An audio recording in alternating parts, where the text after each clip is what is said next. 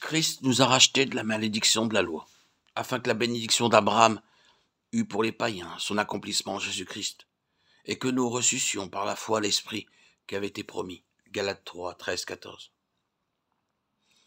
La première fois que l'Écriture mentionne le mot de foi, c'est à propos d'Abraham. Abraham crut à l'Éternel, et l'Éternel lui imputa justice. Genèse 15, 6.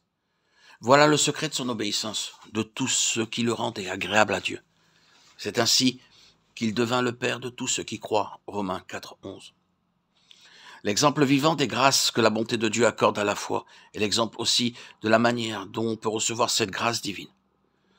Dieu se manifesta à Abraham comme le Dieu qui ressuscite les morts. Il fait de même pour nous, et plus pleinement encore, lorsqu'il nous envoie par l'Esprit sa propre vie divine pour demeurer en nous. Comme Abraham saisit par la foi cette puissance de résurrection, nous aussi, nous nous en approprions par la foi cette même grâce que Christ a fait connaître. L'Esprit qui avait été promis. Tous les enseignements que nous pouvons retirer de la vie d'Abraham se résument en ces mots. Recevoir par la foi l'Esprit qui avait été promis. Si nous voulons savoir ce qu'est la foi par laquelle on reçoit l'Esprit, et comment cette foi peut naître et grandir, nous n'avons qu'à étudier ce que Dieu nous en dit par l'histoire d'Abraham. La vie d'Abraham nous montre ce qu'est la foi.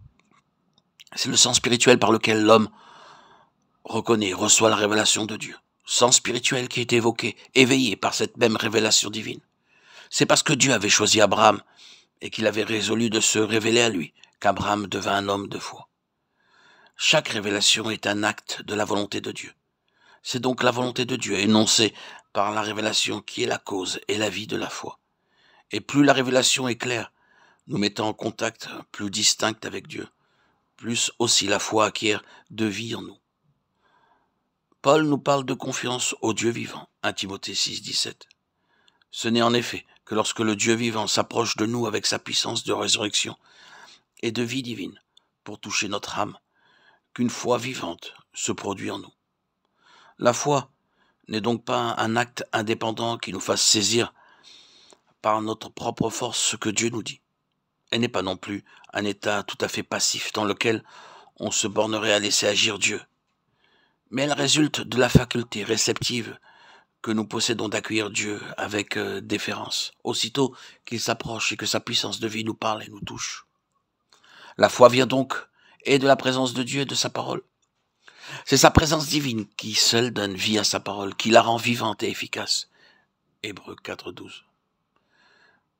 Et voilà pourquoi tant de lectures, tant de prédications de la parole de Dieu portent si peu de fruits. Pourquoi tant de prières, tant d'efforts pour obtenir la foi produisent si peu de résultats. La plupart des gens se bornent à avoir affaire avec la parole plutôt qu'avec le Dieu vivant. On a dit avec raison de la foi que c'est prendre Dieu au mot. Il ne suffit pas de croire que la parole soit de Dieu. C'est lui qu'il faut prendre au mot. Une clé n'a de valeur qu'autant qu'on s'en sert pour ouvrir une serrure. Il faut commencer par nous mettre directement en contact avec Dieu pour que sa parole fasse naître en nous la foi. La foi prend Dieu au mot. Elle ne peut le faire que quand Dieu lui-même le donne.